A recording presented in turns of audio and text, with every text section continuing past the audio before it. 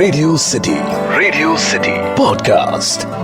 Radio City Love Shots on Radio City 91.1 FM. బాగా చదవాలి, మంచి ఉద్యోగం సంపాదించాలి, ఇదే నా లక్ష్యం. మొదట్నుంచి సరదాలు ప్రేమలకు దూరంగా ఉన్నాను. ఫలితం బీటెక్ లో క్యాంపస్ ప్లేస్మెంట్స్ లో జాబ్ కొట్టేయడమే. ఇంకేముంది, ఉద్యోగంలో చేరడమే తరువాయి. నేను కన్న కలకు అడుగు దూరంలోనే ఉన్నాను. ఖాళీగా ఉన్నానని ఓ రోజు ఫేస్బుక్ తెరిచా. ఓ అబ్బాయి నుంచి ఫ్రెండ్ రిక్వెస్ట్. అందంగా ఉన్నాడు, మంచి ఉద్యోగం, బుద్ధిమంతుడు అనుకుని ఓకే చేశా. హాయ్, ఎలా ఉన్నారు, ఏంటి విశేషాలు? మరునాడే అతడి నుంచి సందేశం. నేను స్పందించా. పలకరించే తీరు, మాటల్లో మర్యాద నన్ను ఆకట్టుకున్నాయి.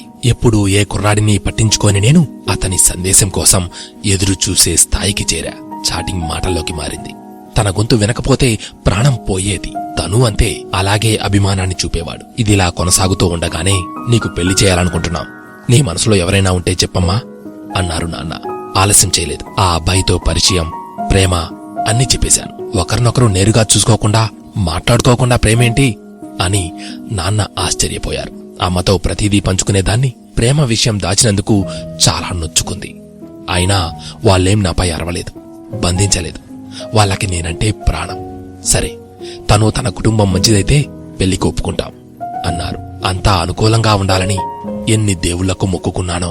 2 వారాలయ్యాక నా ప్రేమ ఫలితాలు మా నాన్న మోసుకొచ్చారు నాకు ప్రతికూలంగా. అబ్బాయి ఓకే, అతడి కుటుంబ వివరాలే బాగాలేవు అన్నారు నాన్న. ఆధారాలు కూడా చూపారు.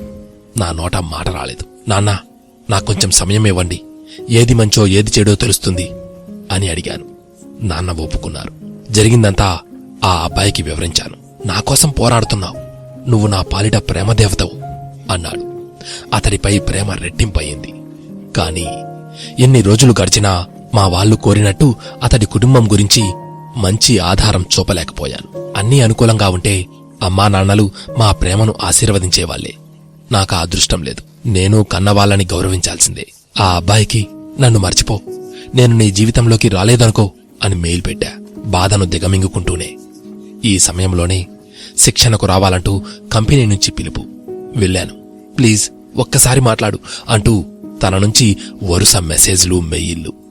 బాధతో పనిపై దృష్టి పెట్టలేకపోయా. అయినా ఏం చేయలేని దుస్థితి.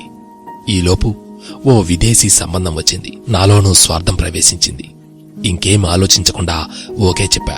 ముహూర్తాలు పెట్టుకునే సమయానికి ఎక్కువ కట్నం ఇస్తున్నారని అతడు మరో అమ్మాయికి తాళి కట్టేశాడు. చాలా ఫీల్ అయ్యాను. ఆ బాధ చాలదా అన్నట్టు శిక్షణలో పరీక్షలు క్లియర్ చేయలేదని ఆఫీసు నుంచి నన్ను వెనక్కి పంపారు. ఈసారి దుఃఖం ఆగలేదు. ఈ బాధ నుంచి తేరుకోకముందే అమ్మా నాన్నలు మరో సంబంధం తెచ్చి పెళ్లి చేశారు. చదువయ్యేదాకా నా జీవితం నా చేతుల్లోనే ఉండేది. ఎప్పుడైతే ఫేస్బుక్ కి అతుక్కుపోయానో అప్పటినుంచి ఊహించని మలుపులు తిరిగింది నా జీవితం.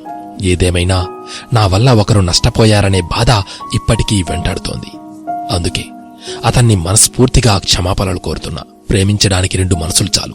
ఆ ప్రేమ ఫలించి ఇద్దరు ఒకటవ్వాలంటే మాత్రం 2 కుటుంబాలు కావాల్సిందే. నన్ను పెంచి పెద్ద చేసిన వాళ్లు ఏడిస్తే నేను సుఖంగా ఎలా ఉండగలను? అందుకే అలా చేయాల్సి వచ్చింది.